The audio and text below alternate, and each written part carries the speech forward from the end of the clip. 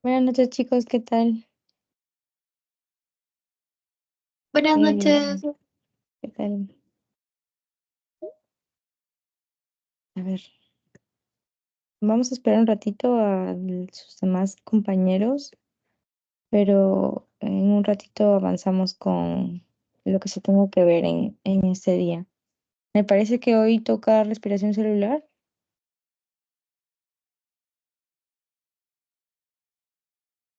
Por favor, Sí, si me pueden profesora. confirmar. Ya, gracias. O sea, van a revisar qué es lo que puede llegar a pasar, o bueno, van a tener como un plus para su informe de esta semana, ¿verdad? Porque esta semana se entrega ese informe. Ya, bueno.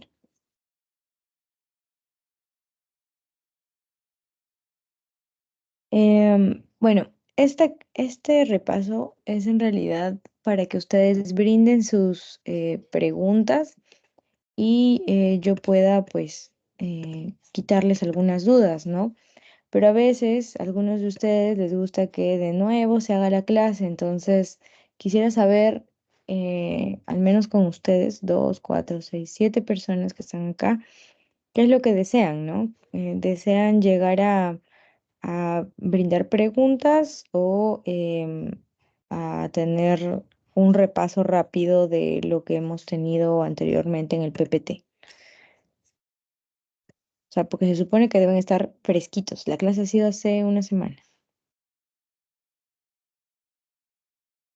Entonces, quiero ver más o menos con qué inicio, ¿no? Y sería bueno si es que ustedes me dicen qué parte de todo lo que han revisado anteriormente en respiración celular no han llegado a entender, al menos de la parte del laboratorio. Recuerden de que ahorita nosotros vamos a hacer repaso, pero de la parte del laboratorio.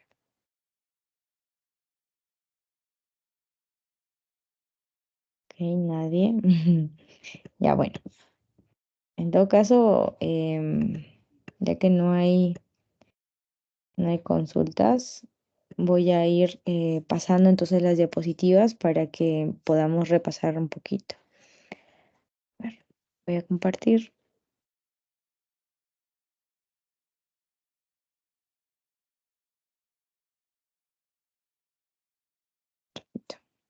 Voy a poner mejor en PDF porque así se ve horrible.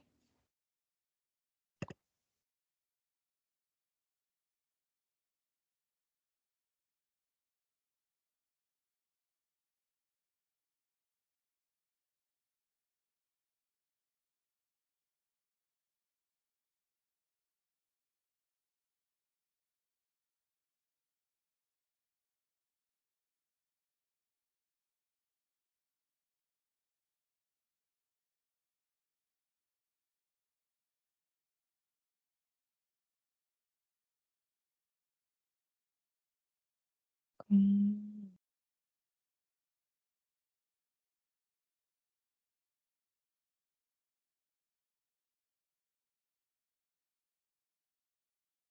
Bueno, chicos, entonces cualquier duda, por favor, me la dejan en el chat o pueden levantar la manito si es que en caso quisieran pues solicitar alguna pregunta o algo que no quedó claro, ¿ya?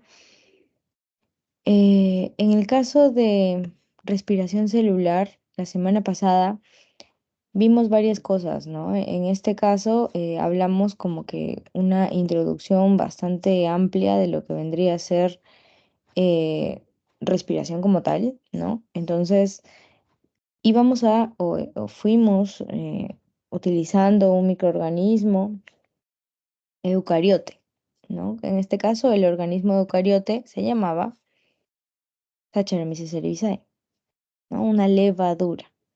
Entonces, en el caso de esta levadura, ustedes van a recordar, ¿no? Que por ser un eucariote, primero debe tener diversas estructuras, ¿no?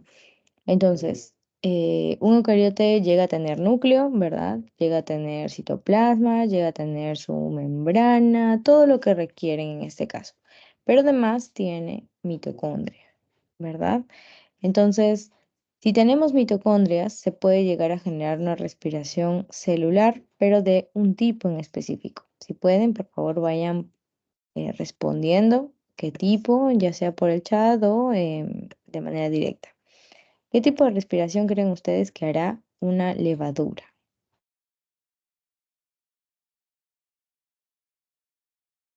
¿Qué tipo, chicos? ¿Nadie?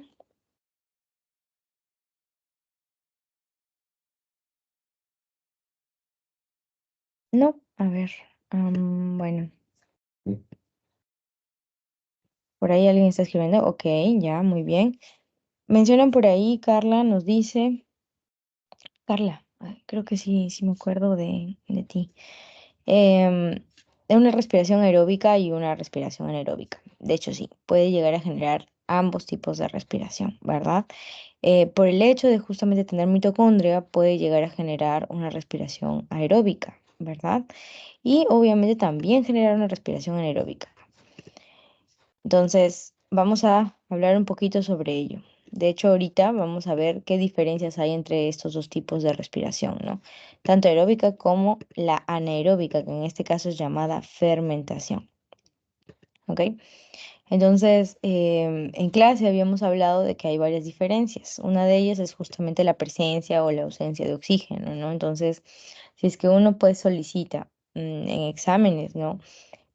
¿Qué tipo de diferencia puede observarse entre una fermentación y una respiración aeróbica? Lo primero es la presencia de oxígeno en la aeróbica y la ausencia de oxígeno en la fermentación, ¿verdad? ¿Qué más? Había otro tipo de, digámoslo así, de diferencia, ¿no? Por ahí, ¿alguien más? A ver, ¿puedo preguntar? ¿Quiénes tienen disponible el utilizar su micro? A ver, creo que hay alguien que está esperando por acá. Ok, ya, gracias, gracias por agregarla. Janine Liz, ok. Entonces, ¿qué otra diferencia hay? Porque en sus exámenes les pueden pedir dos diferencias o tres diferencias, ¿no? Entonces, solamente el hecho de presencia o ausencia de oxígeno es una nada más. Eso es una diferencia. Recuerden que las diferencias siempre se hacen una característica y qué cosa tiene ambas, ¿no? Ya, no es características a lo loco.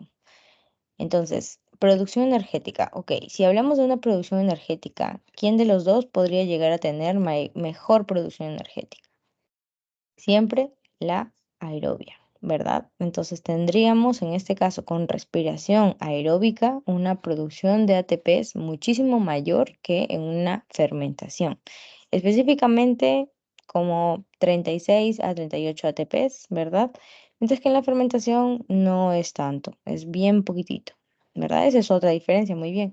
Otra diferencia, además de ello, es dónde se genera cada una de de estos metabolismos, ¿no? En este caso, respiración aerobia, ¿dónde lo encontramos? ¿Dónde se realiza? En las mitocondrias. Ya, pero solo será en la mitocondria, todo En el el proceso, caso de los procariotas, el mesosoma. en el, perdón, Mesosoma. en el mesosoma, en procariotas. Bueno, sí, ya estamos bien, pero en el caso de eucariotas, porque justo estaban hablando de las mitocondrias, ¿no? Toda la respiración celular se va a dar, si bien es cierto, en la mitocondria, una parte, como el ciclo de Krebs, como la cadena transportadora de electrones, pero lo que viene a ser la glucólisis normalmente se da en otro lado. ¿En dónde se da la glucólisis? Citoplasma. Citoplasma, ¿no? En este caso específicamente del citoplasma en el citosol. Ya, muy bien. Entonces, una de las diferencias también podría ser eso, ¿no? ¿Dónde se puede llegar a generar cada una de ellas? Entonces, una respiración aeróbica va a ser básicamente en el citosol más mitocondria y una fermentación citosol, nada más. ¿Ok? ¿Qué otra cosa más? Podríamos incluso poner como diferencia los pasos que tienen, ¿no? O sea, en una respiración aeróbica normalmente tenemos varios pasos, entre ellos glucólisis, ciclo de Krebs, bueno, en este caso acetilación, ciclo de Krebs y lo que viene a ser la cadena transportadora de electrones. o la fosforilación oxidativa, ¿no? Entonces, tiene varios pasos, ¿no? Para que se pueda llegar a generar todo lo que implica una respiración aeróbica.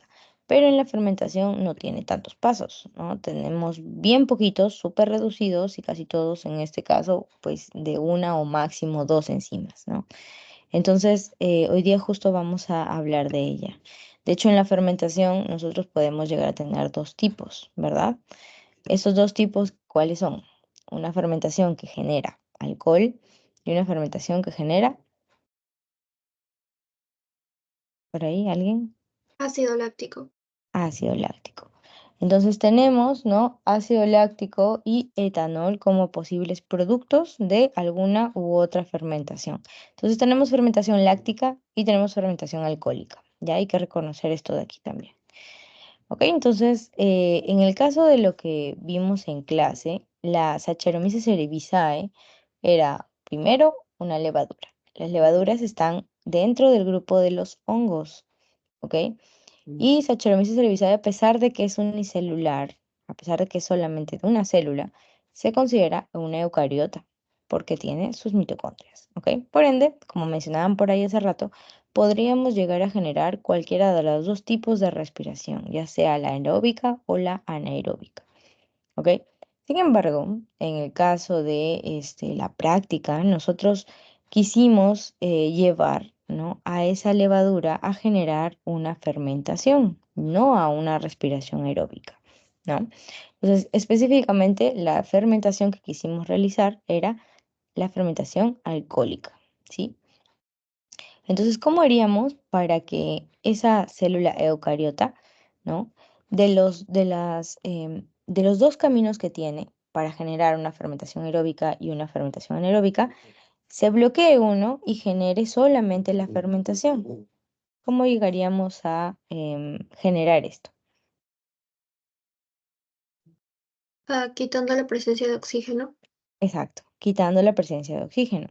¿Con qué tipo de, por así decirlo, equipo? No es tan un equipo, pero ¿qué instrumento utilizamos justo para poder evitar el ingreso de oxígeno?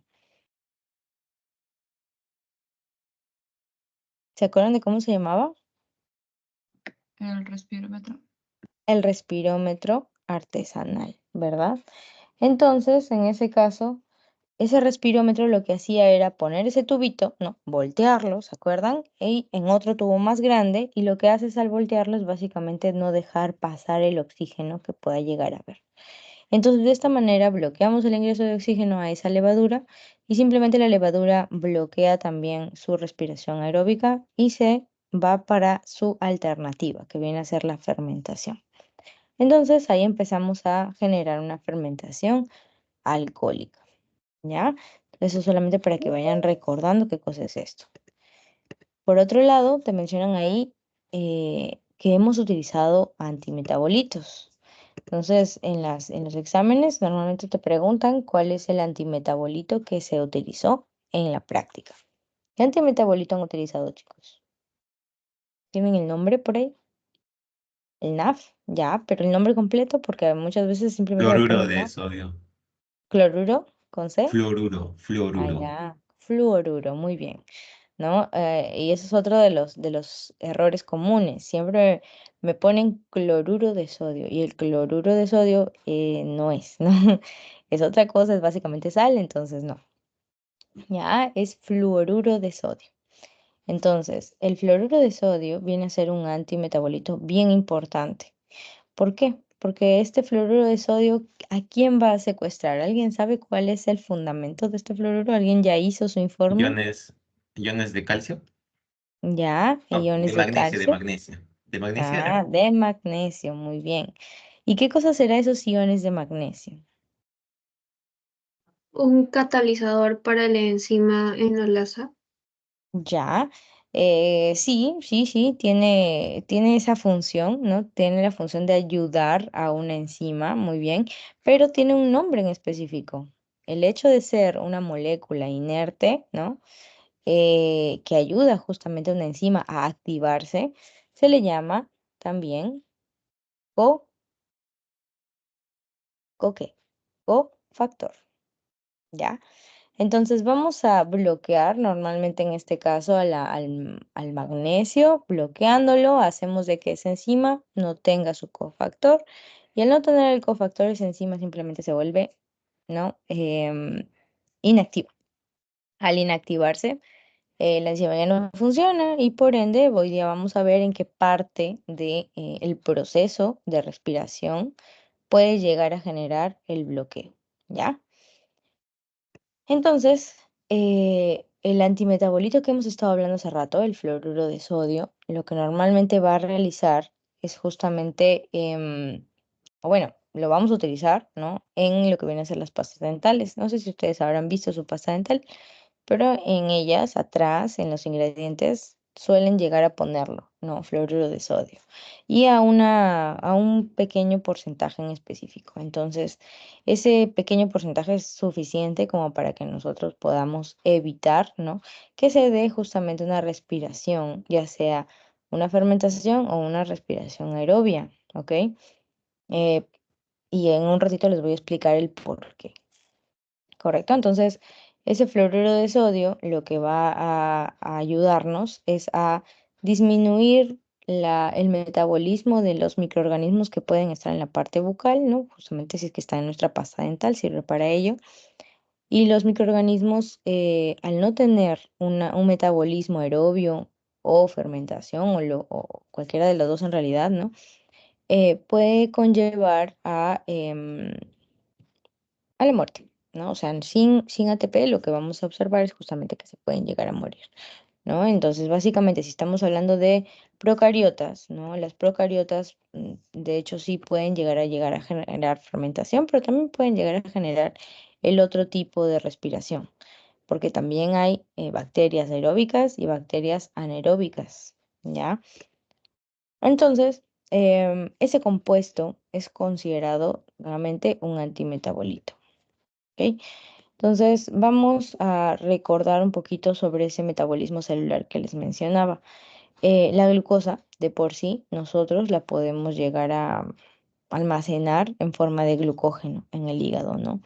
Entonces, en ese caso, si la glucosa se transforma en una molécula más grande, estamos hablando de que se puede llegar a generar un proceso catabólico o anabólico. ¿Qué creen? Si la glucosa genera lo que vendría a ser el glucógeno, una molécula más grande, ¿no? Entonces estaremos hablando de un proceso catabólico o anabólico. Anabólico. Anabólico. En el anabolismo lo que observamos es justamente que de compuestos pequeños empiezan a generarse compuestos mucho más estructurados, mucho más grandes, ¿no? Entonces, en este caso ahí tenemos el glucógeno, ¿ok? Por un proceso llamado glucogenogénesis. Por otro lado, si queremos recuperar esa glucosa a partir del glucógeno, estaremos hablando de un proceso ¿de qué tipo? ¿Catabólico o anabólico?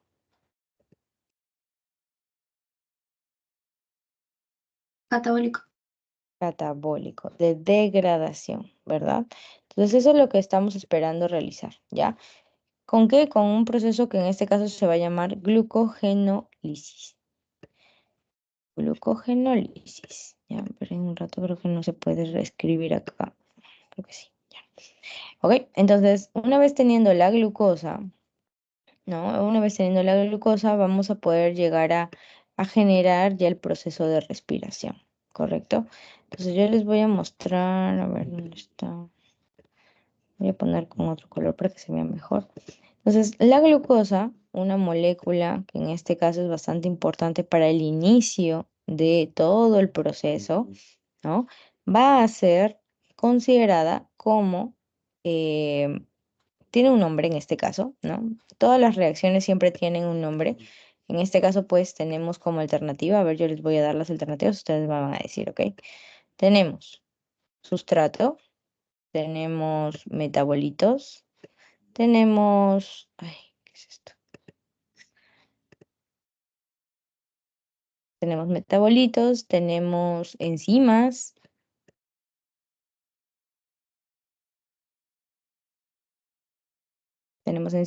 y también tenemos lo que vendría a ser productos. Ya, no se puede escribir aquí. Lástima. No tengo mi tablet ahorita, así que bueno, ni modo. Entonces, ¿qué vendría a ser la glucosa en este caso?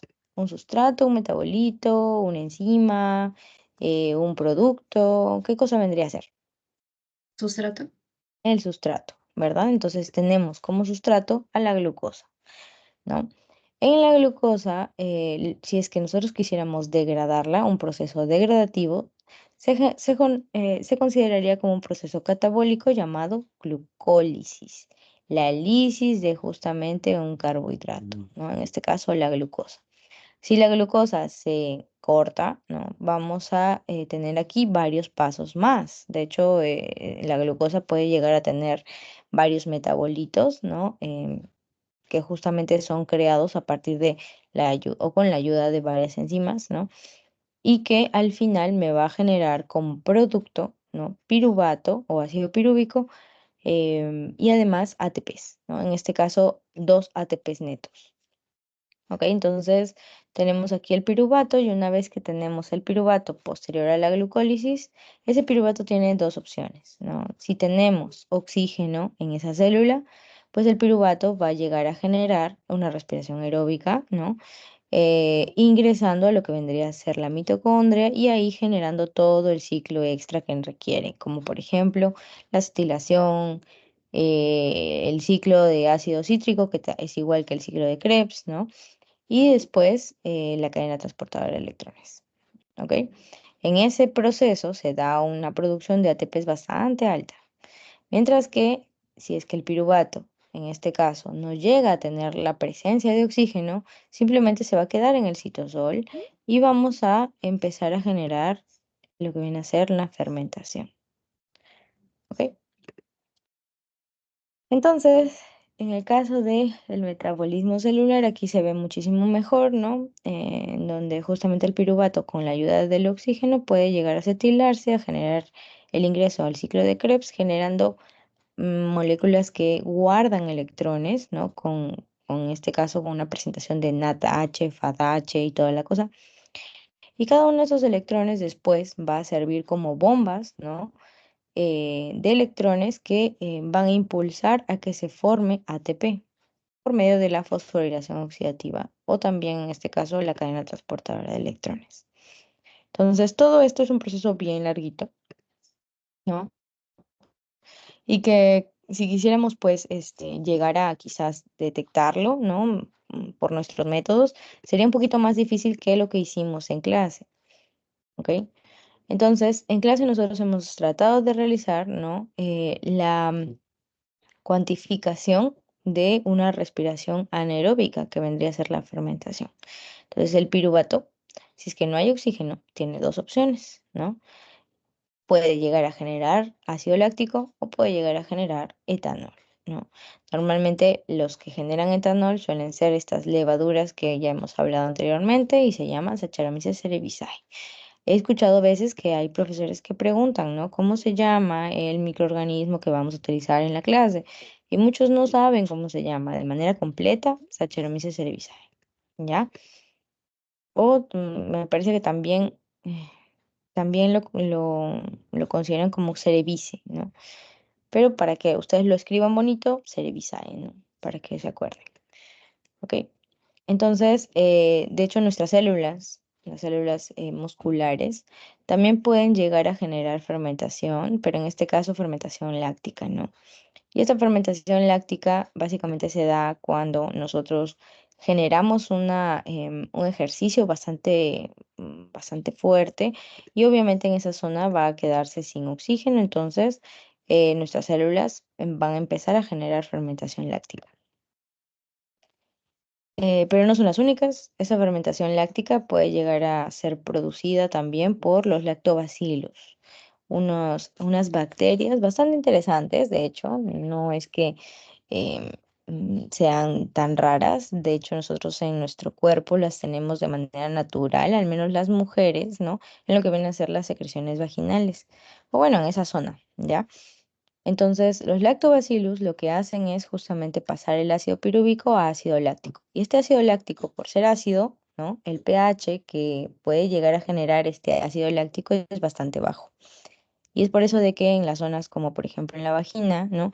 Los lactobacilos pueden llegar a generar una zona ácida para que evite la infección de microorganismos patógenos, ¿ya? Ese es un ejemplo. Pero esta fermentación láctica no la hemos visto en la práctica. La que nosotros hemos visto en práctica es la fermentación alcohólica. Y en esta fermentación alcohólica inicias con tu sustrato de glucosa, ¿no? Se genera la glucólisis y en la glucólisis vamos a obtener el ácido pirúvico. Pero este ácido pirúvico sin oxígeno va a empezar a transformarse en acetaldehído por una descarboxilasa que a la vez puede llegar a liberar algo importante y que quiero que se acuerden de esto, ¿no? Dióxido de carbono, CO2, moléculas de CO2, ¿ok? Y por otro lado, ese acetaldehído después se deshidrogena, ¿no? Con un alcohol deshidrogenasa y con la ayuda de algunos electrones para poder llegar a formar etanol, ¿ok? Entonces, lo único que nosotros podemos de manera así muy rápida o mucho más fácil, de hecho, es pues llegar a verificar qué producto se genera a partir de la fermentación alcohólica con la ayuda de Saccharomyces cerevisiae, ¿no? Entonces aquí tenemos dos productos, ¿no? El etanol y tenemos como producto el CO2. ¿Qué es lo que nosotros hemos logrado utilizar de estos dos productos para poder cuantificar la respiración anaeróbica o también llamada fermentación? En este caso la fermentación alcohólica. ¿Cuál de los dos productos han utilizado ustedes para verificar si es que se ha generado una fermentación alcohólica?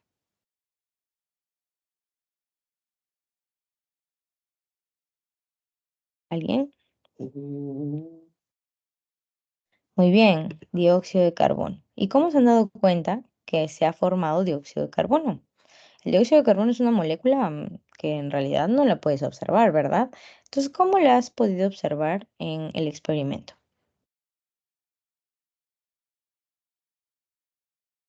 Ernie, ¿no? ¿Cómo la has podido observar? Sí, se ha elevado el tubo de ensayo por la presión.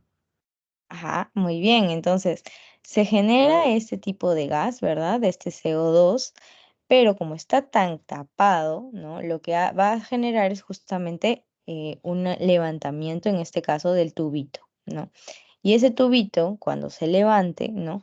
Va a tener una distancia, ¿no? Y esa distancia es la que nosotros hemos tratado de utilizar para poder, de cierta manera, pues, verificar que efectivamente se generó una fermentación alcohólica. Exacto, cuando el tubo subía, decían casi, sí, exacto. ¿Ok? Entonces nosotros no hemos analizado la cantidad de etanol que ha salido de esa fermentación, no. Nosotros hemos verificado simplemente la formación de CO2. ¿Ok? En esa fermentación. Esto de acá es bastante útil justamente para detectar si es que se ha dado o no se ha dado una fermentación alcohólica con la ayuda de Saccharomyces, ¿no? ¿Ok? Uy, no se ve. Mm, ya, bueno, ni modo. Entonces, voy a dejar de compartir porque no se ve y voy a compartir el otro PPT que estaba en sí, estaba en PPT el otro, porque pues por lo visto el PDF no funciona. Ya, hasta aquí alguna pregunta, chicos.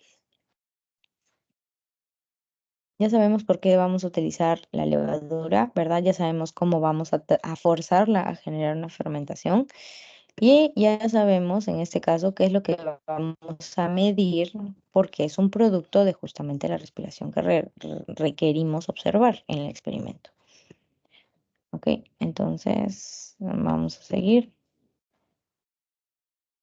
Em, ya, por acá creo que estábamos, ¿no? Entonces, ya. Entonces, ustedes debieron haber realizado dos tipos de experimentos, ¿no? Un experimento en el cual utilizábamos distintos tipos de sustratos y otro experimento en el cual nosotros utilizáramos utilizaba el fluoruro de sodio, que vendría a ser, ¿cómo se llamaba este fluoruro de sodio también? ¿O cómo era considerado? Antimetabolito. El antimetabolito. Muy bien. Entonces, por un lado, un experimento iba a confirmar si es que, ¿no? Lo que vendría a ser el sustrato importaba para la fermentación, ¿ok? Y por otro lado, iban a confirmar si es que este fluoruro de sodio, pues realmente llegaba a bloquear lo que vendría a ser la fermentación, ¿no? Entonces vamos a analizar un poquito ambas situaciones, ¿correcto? La primera situación, lo que te está mostrando acá son básicamente cuatro sustratos, levadura y agua destilada. ¿Se acuerdan de que habían 5 tubitos? Cada uno de esos tubitos, ¿no? Lo que iba a tener estaba acá contenido, ¿no? El primer tubito iba a contener 3 mililitros de levadura, 5 mililitros de agua destilada. El segundo tubito, 3 mililitros de levadura, 5 mililitros de glucosa. Y así, cada uno tenía levadura, pero con distintos sustratos. Entonces yo les pregunto, de estos sustratos, ¿en cuál creen ustedes que no iba a generarse ningún tipo de fermentación? En la que está ¿Y con por solo agua destilada. Ok, ¿y por qué? No hay ningún sustrato. Exacto, no tenemos sustrato. Y si no tenemos sustrato, ¿cómo va a iniciar lo que viene a ser la glucólisis y cómo va a seguir a una fermentación? Entonces, si no hay sustrato, simplemente no podemos tener ni respiración aeróbica ni respiración anaeróbica, que en este caso sería la fermentación, ¿no? ¿Ok? Entonces se supone de que en este primer tubito nosotros lo consideraríamos, ¿no? Simplemente para verificar de que la levadura por sí sola, sin ningún sustrato, no funciona. Entonces esto vendría a ser como mi control de qué tipo. Y no observo reacción en este tubito. No sé si ustedes han escuchado de los controles positivos y negativos. ¿Han escuchado de los Negativo, controles entonces. positivos? Exacto. Es un control negativo. ¿Ok? Entonces, vamos a ver aquí, ¿no? De que este primer tubito básicamente es como un control negativo porque no va a funcionar, no va, o bueno, se espera que no funcione, ¿no? Ahora, profesora, a mí me salió positivo. ¿Qué pasa? Entonces empezarás a tratar de discutir tus resultados dependiendo de lo que te acuerdes que has hecho en práctica. De repente por ahí has utilizado una pipeta que estaba ya previamente utilizada con algún sustrato y por ahí lo has contaminado, ¿no? Entonces, trata de recordar si es que en caso ha salido positivo tu tubo, que no debería, ¿no? Eh, Trata de recordar qué pasos has realizado y si es que lo has realizado bien o no, ¿ya? Entonces, como les digo, una de las posibilidades, si es que hubiera salido positivo, es que las pipetas con las que ustedes han trabajado, de repente y por ahí han tenido contacto con un poquito de glucosa o con un poquito de los demás sustratos. Ya, porque si bien es cierto, estaban rotuladas, pero pues yo he tenido algunos alumnos de que a pesar de que estaba rotulado no se daban cuenta y agarraban así cualquiera, ¿no? Entonces eso también es un error común y pues lo tienen que poner para sus discusiones, ¿ok? Ustedes me dicen si es que se entiende, si es que no, si es que quieren que retroceda de nuevo y así ya. El primer tubito entonces se entiende más o menos qué es lo que vamos a tener como resultado, ¿no? En un segundo tubito vamos a observar, ¿ok? Vamos a observar que en este caso hay pues presencia de levadura, ya tenemos la maquinita que va a funcionar, ¿verdad? Que va a generar esa respiración y tenemos glucosa. ¿Qué esperamos con este tubito? Aquí me dice, ¿qué esperamos? Si tenemos glucosa, tenemos entonces ok, respiración. Si tenemos glucosa, mi glucosa es mi sustrato y por ende voy a empezar una respiración. Muy bien, ¿no? Entonces, luego tenemos otros tipos de moléculas. Voy a mencionarlas para que ustedes me digan qué tipo de moléculas son. Glucosa, fructosa, almidón y sacarosa, todas ellas pertenecerán a una sola biomolécula o no. Es un tipo de Varios biomolécula. carbohidratos. Exacto, son carbohidratos, ¿verdad? Todos son carbohidratos. Sin embargo, algunos de ellos van a ser un poco más complejos que otros. Entonces, ¿quiénes son los complejos? ¿Quiénes son los simples?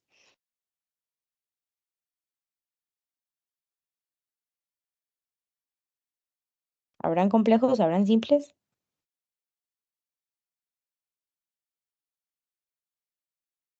Sí, Ya no se el acuerdan. almidón sería complejo. Sí, hay complejos. Ok, ¿cuáles serían el complejo aquí? La glucosa sería un carbohidrato complejo, el fructosa sería un carbohidrato complejo, el almidón o la sacarosa. Almidón. Almidón, muy bien. Este es un polisacárido, ¿verdad? Por ende, es un carbohidrato complejo. Y si es un carbohidrato complejo, ¿será más fácil o será más difícil de degradar hacia justamente un sustrato, ¿no? Simple como la glucosa? Más difícil. Más difícil. Entonces, si es más difícil, ¿no? Tiene lógica que quizás por ahí haya salido, ¿no? Con una respiración celular mucho más baja que los demás, quizás, ¿no? Si es que les ha salido así, ¿ok? Entonces, también tenemos, aparte del almidón, tenemos la sacarosa. ¿Qué cosa es la sacarosa? ¿Qué Un cosa será la disacárido. sacarosa? Un disacárido. ¿Y ese disacárido de qué estará compuesto? Glucosa más fructosa. Exacto. Tenemos glucosas más fructosas, ¿ok? Y en ese caso, pues la célula, ¿no? Esa máquina que ustedes han utilizado para la respiración, que en este caso es la levadura, ¿no? Va a necesitar primero de, pues, cortar esa sacarosa, ¿verdad? Para poder obtener esos compuestos pequeños para que ingresen a algún proceso, ¿ok? Entonces, solamente quiero que sepan la naturaleza de cada una de estas cuatro, de estos cuatro sustratos, ¿ok? Entonces tenemos sacarosa, ya saben que la naturaleza es un disacárido y que pues obvio va a ser un poquito más complejo de romper. Pero obvio, el almidón es mucho más complejo y también mucho más difícil de cortar, ¿no? ¿Ok? Por otro lado tenemos glucosa y fructosa. Ambos son ¿de qué tipo? ¿Es un disacárido? Monosacáridos. Sacárido. Son monosacáridos, ¿verdad? Sin embargo, la glucosa y la fructosa tienen ingresos diferentes en esta respiración en la levadura. Vamos a analizar un poquito por una imagen. Voy a abrir un poquito, voy a abrir una imagen quizás de glucólisis. Mm, Aquí creo que esta puede servir.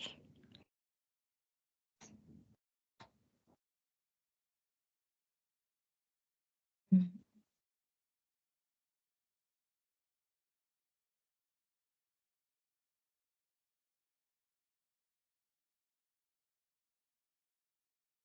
¿Ya? Entonces, yo les recomiendo que para al menos su, em, su informe, chicos, traten de profundizar sobre la naturaleza de cada uno de esos, de cada uno de esos sustratos, ¿ok? Pero además también traten de ver en qué parte de todo el proceso de la respiración podría llegar a ingresar cada una de estas moléculas, ¿ok? Entonces, yo tengo acá una imagen, déjenme abrir un ratito. ¿Dónde está? No abre. Glucólisis. Internet está un poco lento, pero a ver, vamos a tratar de que abra la imagen. Mm, mm, mm.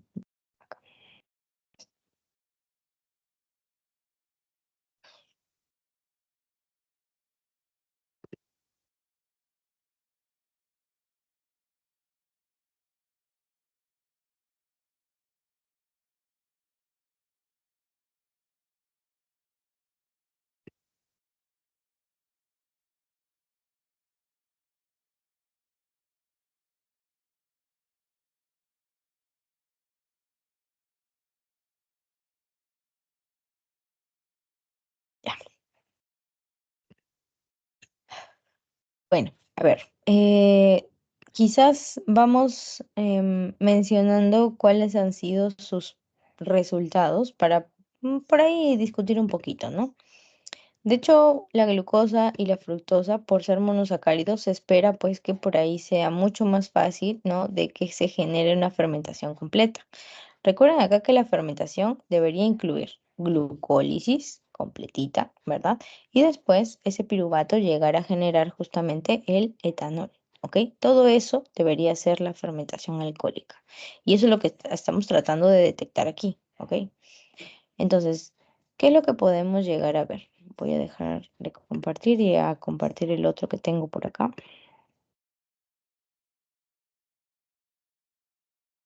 ¿no? Entonces, si se dan cuenta, en esta imagen, ¿no? Nosotros vamos a tener eh, la glucólisis acá, ¿correcto? Pero si nos damos cuenta también, la glucosa al menos, ¿correcto? Va a iniciar en este paso, en el paso inicial básicamente, ¿no? Como sustrato. Pero ¿qué pasará si es que mi fructosa ingresa a este sistema? ¿Por dónde ingresará? ¿Ingresará por acá? ¿O en dónde puede, en qué paso, uy, en qué paso puede estar llegando a ingresar esa fructosa? Porque recuerden que acá ustedes están teniendo dos posibles sustratos, ¿no? ¿Dónde puede llegar a ingresar la fructosa? ¿Y de qué manera? ¿No? Entonces, el hecho de que ustedes discutan en su informe es básicamente para que ustedes puedan llegar a analizar, ¿no? ¿Qué es lo que yo he aprendido en teoría y qué es lo que estoy observando en mi práctica? ¿No? Entonces, si mi práctica, mi glucosa salió mucho más alta, ¿no? En cuanto a fermentación, entonces yo puedo ir mencionando que, pues, por ser un monosacárido, ¿no? Es mucho más fácil utilizarlo en justamente este tipo de metabolismo. Pero, ¿qué pasaría si es que su tubo con fructosa salió con mucha más presencia de fermentación?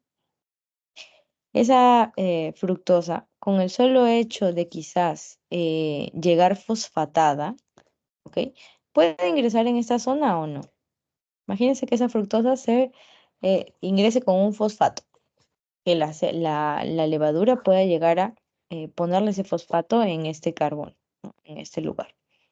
¿Qué va a pasar? Que la fructosa podría evitarse algunos pasos, ¿no?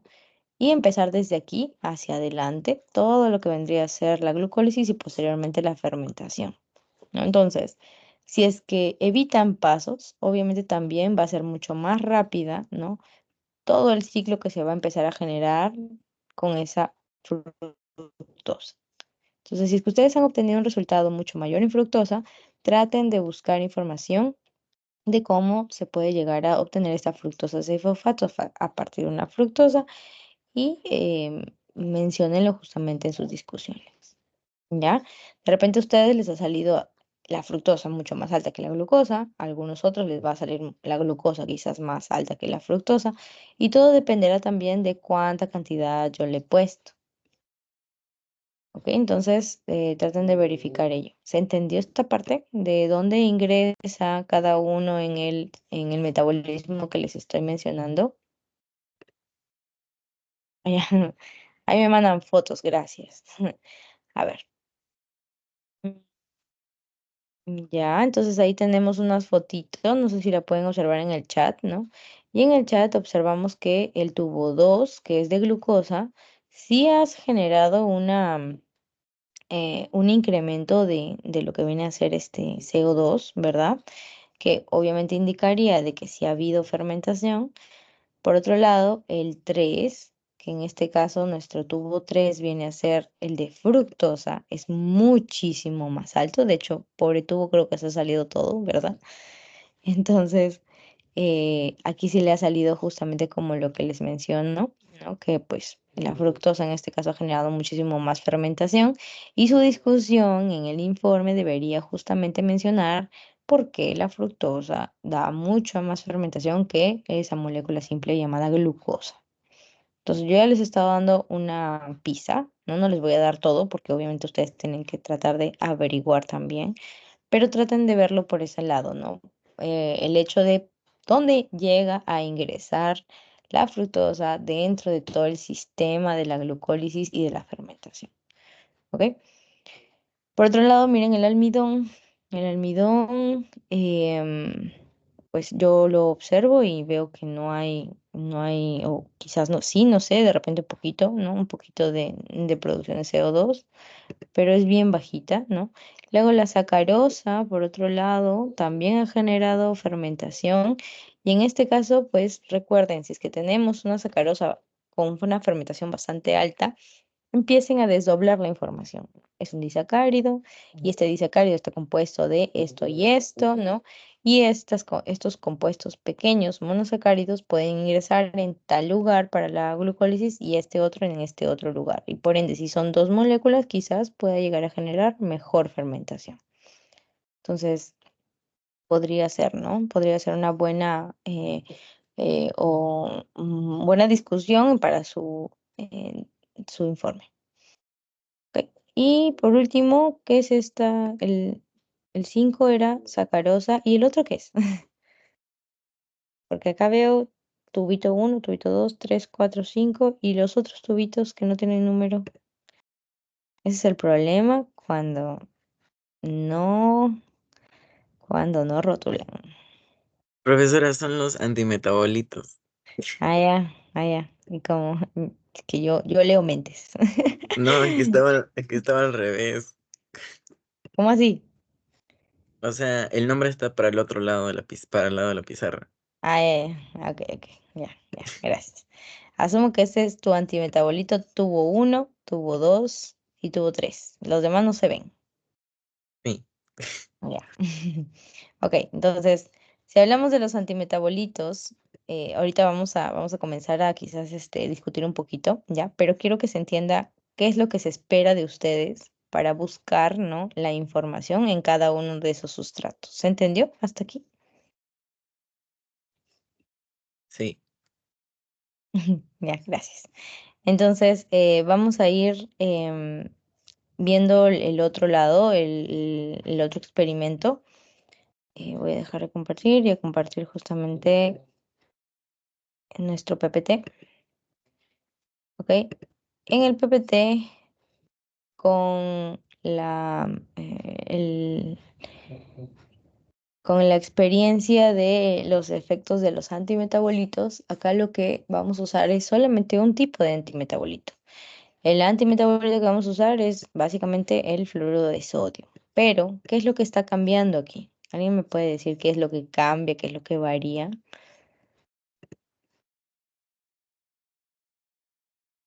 La concentración. Exacto, la concentración. ¿Cuál de estos tres creen ustedes que es mayor? El 0,1 molar. 0,1 molar, ¿ya? Y lo pregunto porque muchas veces se confunden. ¿Qué es lo que confunden? Confunden que este 0,1, ¿no? A veces incluso me dicen, esto es igual que esto, profesora. No, acá tiene un 0 antes, ¿no? Entonces, es un 0,01, es distinto a decir 0,1. Siempre el de acá va a ser mayor porque está más cercano a la coma, ¿no? O al punto. Ok, entonces este vendría a ser el mayor, le sigue el de acá y siguiente el 0,01 molar. Ok, entonces este vendría a ser una concentración mucho más pequeña. Y por ende, ¿no? El resultado que se espera también es dependiente de la concentración. Ok, entonces la concentración aquí influirá obviamente en la inhibición que se tenga en todo el proceso. ¿Ok? Entonces, vamos a ver qué tenemos en el tubito 1. Tubito 1, solo tenemos levadura y tenemos agua destilada. Por ende, ¿cómo le podrían llamar ese tubito? ¿Tendría nombre? ¿Le darían algún nombre a ese tubito? El control negativo. El control negativo, exacto. ¿Por qué? Porque acá el agua destilada se supone no debería generar ningún tipo de respiración. Muy bien. Por otro lado, el tubo 2, tengo levadura y tengo glucosa. ¿Tengo algún antimetabolito? No. No. Y si no tengo antimetabolitos, estoy dejando que esa levadura simplemente genere, ¿no?, la fermentación que yo estoy requiriendo. ¿Ok? ¿Por qué? Porque tiene su sustrato. ¿Ya? Entonces, tubito 2 también es llamado control negativo Positivo. y control positivo. Muy bien. Entonces ahí tendríamos a nuestro control negativo, que es el 1, y control positivo, que es el 2. ¿Ya? Entonces con estos ustedes tienen que tratar de comparar qué es lo que puede llegar a pasar si es que yo le agrego un antimetabolito que tiene una concentración baja, una concentración media y una concentración alta. ¿Ok? Entonces, la lógica nos dice de que mientras más concentración le pongas de fluoruro de sodio, ¿qué esperarías obtener?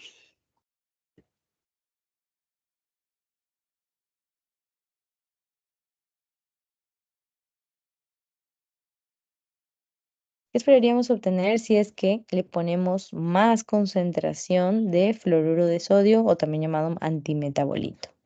¿Esperaríamos generar más fermentación o menos fermentación? Menos. Menos fermentación, ¿verdad? Eso esperamos. Eso por concepto se supone debería ser, ¿no?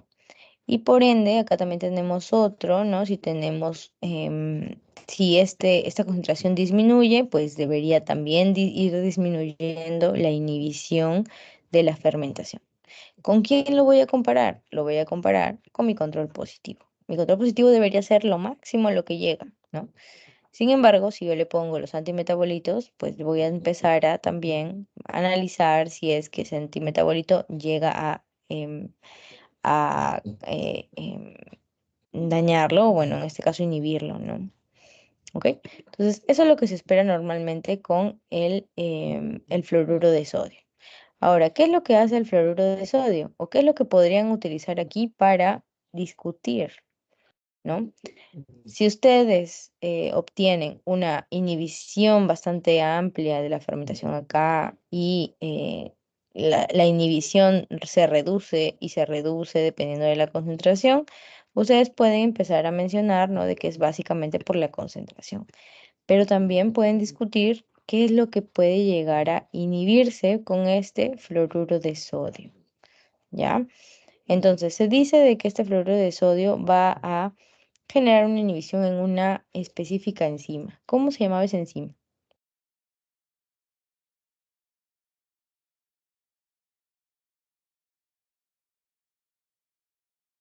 ¿Se acuerdan de cómo se llamaba la enzima? Enolasa. Enolasa. ¿Ya? Y como yo les dije, la enolasa requiere de siempre su cofactor. En este caso, siempre van a haber cofactores que son inertes, ¿no? Como por ejemplo el magnesio. Entonces, si es que yo empiezo a... uy, se perdió un ratito. Uchi, más allá. Si esta enolasa llega a perder su cofactor, que en este caso vendría a ser el magnesio, un ratito, ya ven, ven.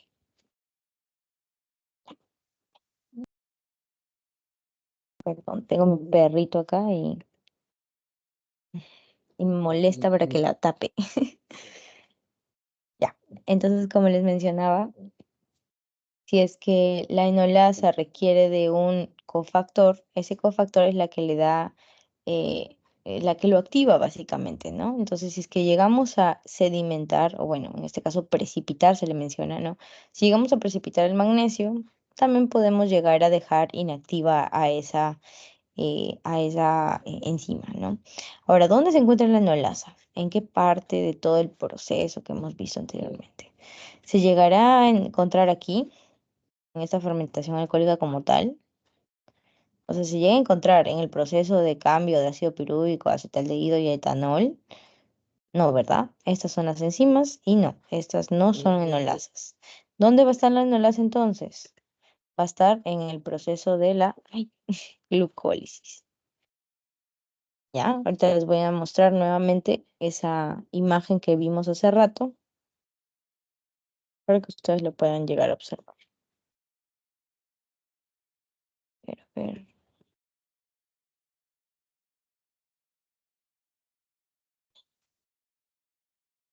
¿Dónde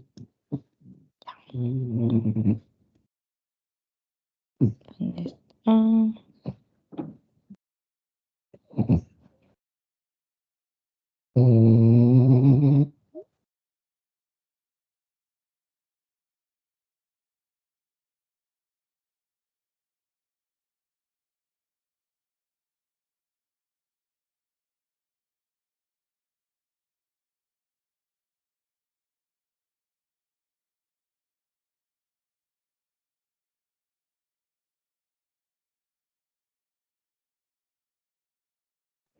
Perdón, me salí. Bueno, voy a mostrar entonces, este es el proceso nuevamente de la glucólisis, ¿verdad? Y acá sí tenemos esa enzima, que es esta, ¿no? ¿Qué es lo que va a evitar ese NAF, ¿no? Lo que vamos a evitar es justamente que el 2-fosfoglicerato pueda llegar a cambiar a fosfenolpiruvato, ¿no? Y esto lo que puede llegar a generar es que se bloquee hasta esta zona y simplemente no se forme el piruvato posteriormente. Al no tener piruvato, no vamos a iniciar, ¿no?, con lo que viene a ser em, lo que vimos aquí.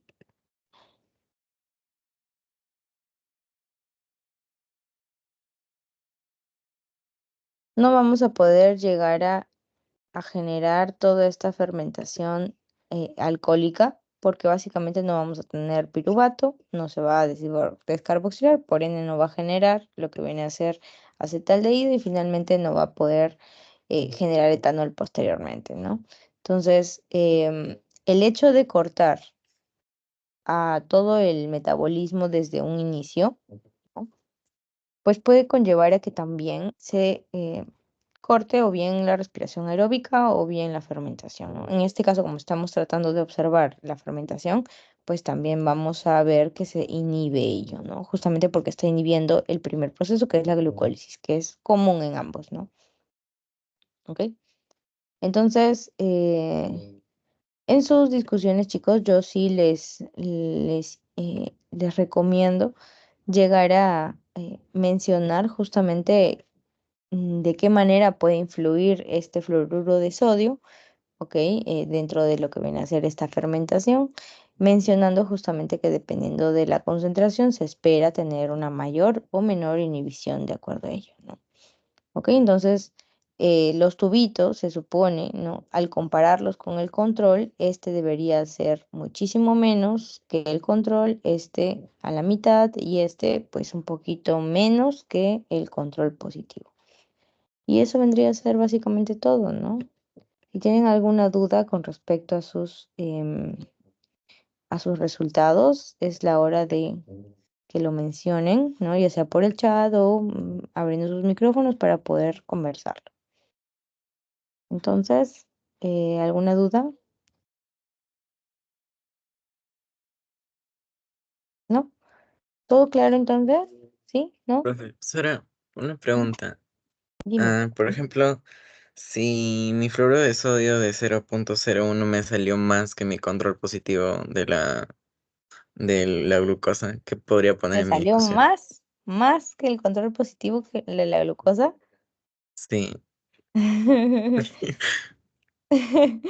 Am, a ver, pueden haber varios factores que quizás, dependiendo de lo que ustedes han hecho, ¿no?, pueda llegar a influir. Por ejemplo, puedes haber puesto muy poquita cantidad de el fluoruro de sodio, de la menor concentración, puedes haber puesto muy poquita. Lo otro es que no homogenizaste bien también tu frasco, ¿no? Porque el frasco con fluoruro de sodio requiere de una homogenización previa para que pues todo esté bonito y en la misma concentración, ¿no? De repente ustedes solamente han jalado la parte superficial, imagínate que estaba todo sedimentado, entonces puede ser, ¿ya? ¿Qué más? Podemos también tener errores se pueden haber confundido. En el caso de la glucosa, por ejemplo, uno espera de que esta sea pues mayor, ¿no? Pero imagínate que tú has agarrado una pipeta Pasteur que tenía o que había sido utilizada para algún tipo de inhibidor. entonces tu control positivo simplemente ya no es control positivo porque tiene algún error. Entonces tienen que acordarse de qué cosa han utilizado, de si realmente han utilizado las pipetas adecuadas, de si han lavado las pipetas, porque nuevamente no podemos confiar en que esas pipetas estén limpias, ¿no? Nuevamente, hay varias personas que se confunden y que justamente agarran cualquier pipeta y luego la dejan así tal cual. Entonces, el que sigue al grupo, ¿no? Agarra las mismas pipetas pensando que todo está ok, cuando en realidad no lo está, ¿no? Entonces, traten en lo posible de siempre, cada vez que ustedes trabajen, ¿no? Limpien sus materiales a pesar de que parezcan limpios, si es que se están utilizando nuevamente, ¿no? Si es que se están reutilizando, ¿ok? Pero a ver, quiero ver tu foto. Mira, la glucosa, pero la glucosa está alta. No entiendo. Dice Miss, en la foto la sacarosa se elevó más que la glucosa. ¿Eso se debería a algún factor? Sí. De hecho, ya esto lo dejo para que ustedes lo revisen y lo analicen. Pero nuevamente, si estamos hablando de una sacarosa, ¿no? El factor que podría deberse es que, primero, si es que la célula, en este caso la levadura, tiene la habilidad de cortar rápidamente la sacarosa, se corta en dos moléculas, ¿verdad? En dos moléculas que una viene a ser la glucosa y la otra viene a ser la fructosa. Entonces, cada una de ellas va a ingresar a la respiración celular de distinta manera. Y si contabilizamos, pues no, y lo comparamos, en este caso, una molécula solita de glucosa y la comparamos con dos moléculas que pueden llegar a ingresar de diferentes maneras a la glucólisis, entonces, pues, por ahí uno puede llegar a decir de que efectivamente esa tiene más concentración de sustrato y puede llegar a generar muchísima más fermentación. Pero tiene que explicarse el hecho de cómo llegaría a generar ese corte y buscas, ¿no?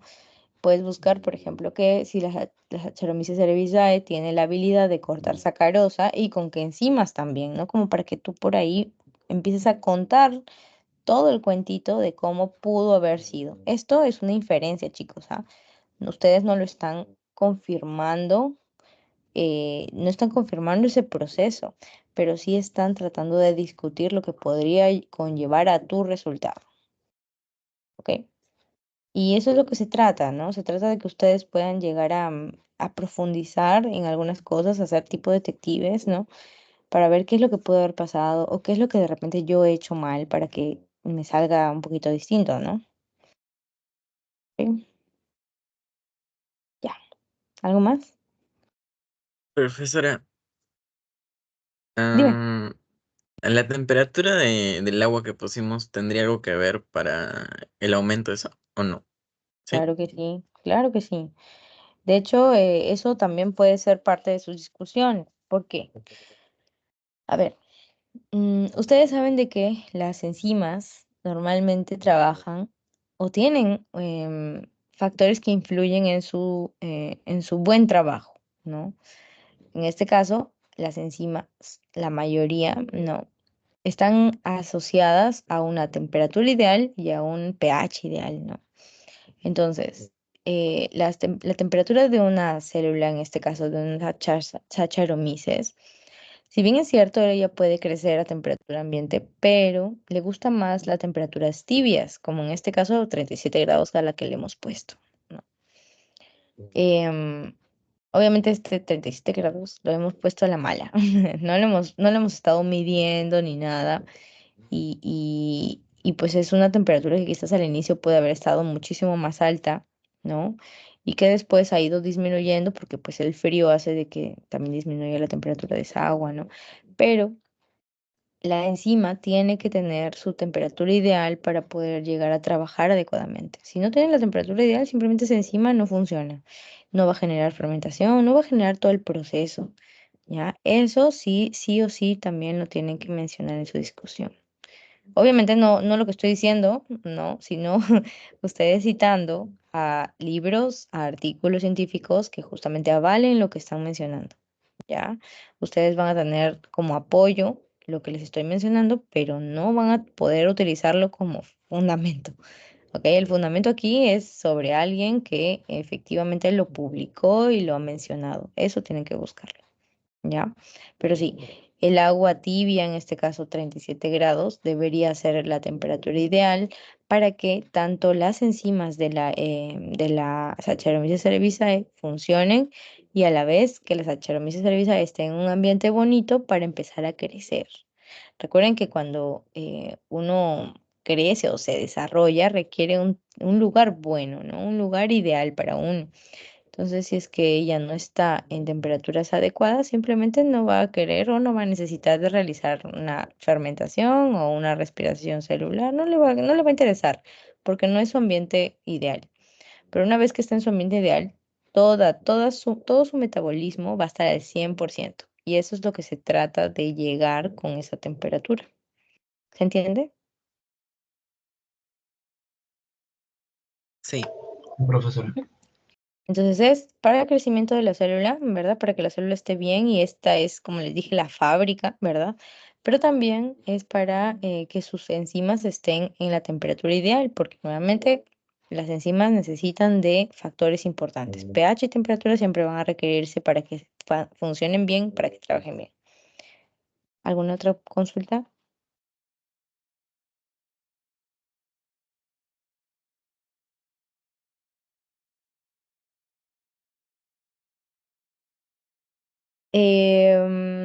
Quizás hubiéramos esperado muchísimas más horas, ¿no? Porque nuevamente la temperatura influye bastante, ¿ya? Así hubiéramos esperado horas. Bueno, nunca lo sabremos, ¿no? Pero normalmente no hubiéramos visto un resultado tan, tan distinto, ¿no? Yo opino que simplemente todas hubieran estado en la misma situación, no hubiera subido ni bajado, porque nuevamente la temperatura no era la ideal para el trabajo de esa enzima, ¿no? ¿Ya? Ujú. Ahora, si la enzima, y ahí sí, si es que ustedes quisieran discutir, podrían buscar, ¿no? Si es que la enzima o las enzimas de las Saccharomyces cerevisiae puede trabajar a temperatura ambiente, ¿no? O a este frío que estamos creo que a 17, ¿no? Entonces verifiquen si es que a 17 grados la Saccharomyces todavía sigue desarrollándose. Si es que sigue desarrollándose, su desarrollo va a ser mucho más lento, de hecho sí, ¿no? Puede llegar a generar el metabolismo, pero de una manera muy lenta, ¿no? Entonces, pues, si hubiéramos esperado horas, muy probablemente hubiéramos visto resultados en días, ¿no? Pero sí lo pueden buscar como para que hagan una discusión sobre ello. ¿Alguna otra consulta?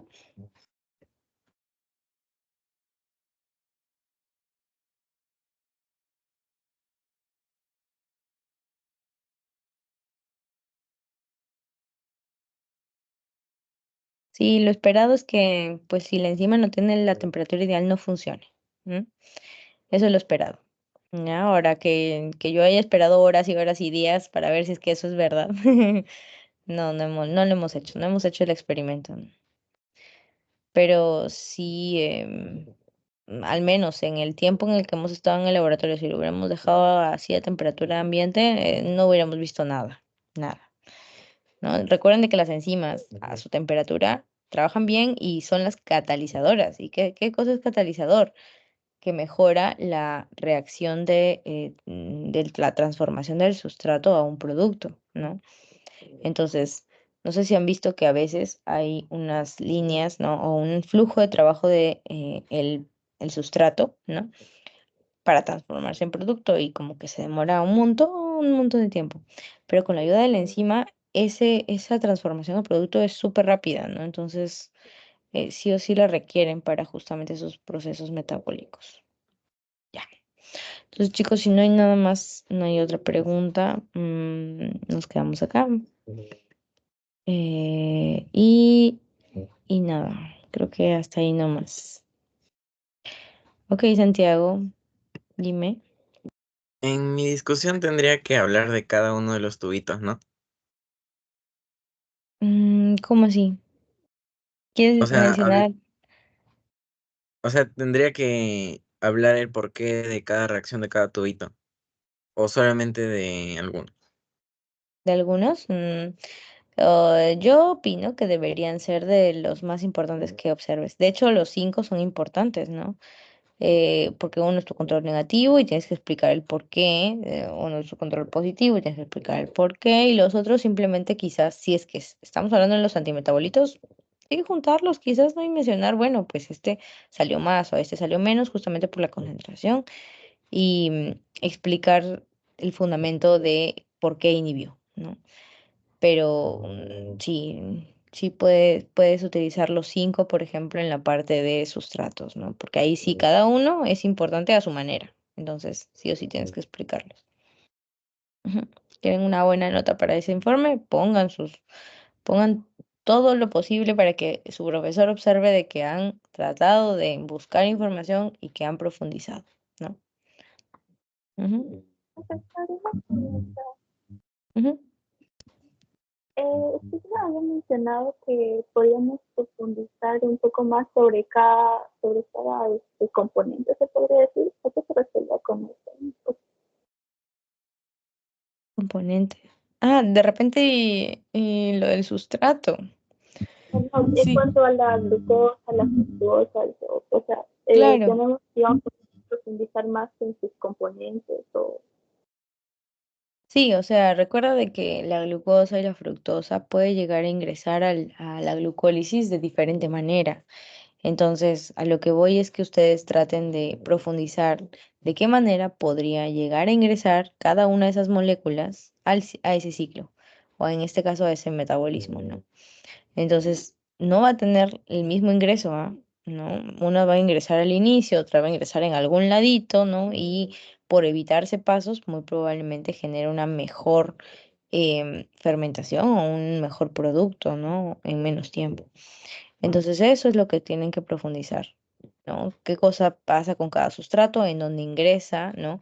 Y si es que es una molécula compleja, explicar el por qué, explicar también si es que no han tenido resultados con la molécula compleja, mencionar de que, pues, no sé, las Saccharomyces cerevisiae no tienen la habilidad quizás de alguna enzima que pueda llegar a cortar justamente a ese polisacárido, ¿no? Y por ende no ha sido utilizado. Entonces, todo eso tienen que buscarlo, ¿ya? Ujú.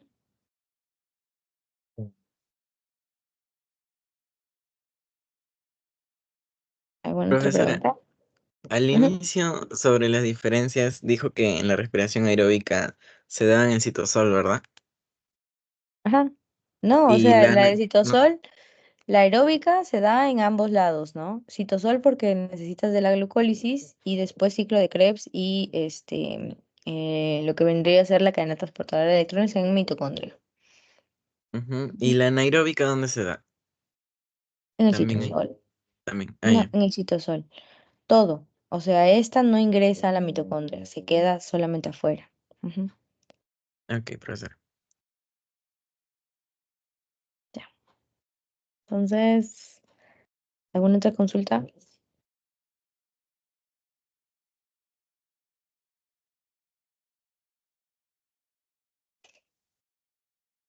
Ya. No tengo más consultas por lo visto. Avíseme si se escucha el ronquido de mi perro para, para ponerle más silencio. No se escucha a mí, no se No se preocupe. escucha. Ay, ya, felizmente. Está bien fuerte, la verdad.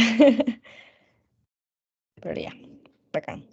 Entonces, chicos, nos quedamos acá. Cualquier otra duda, ya van a haber otras fechas en las que vamos a seguir haciendo repasos, si es que ha quedado alguna cosa así al aire, ¿no? Y nada, suerte más bien con sus informes. Traten de utilizar estas notas de los informes para incrementar su notita.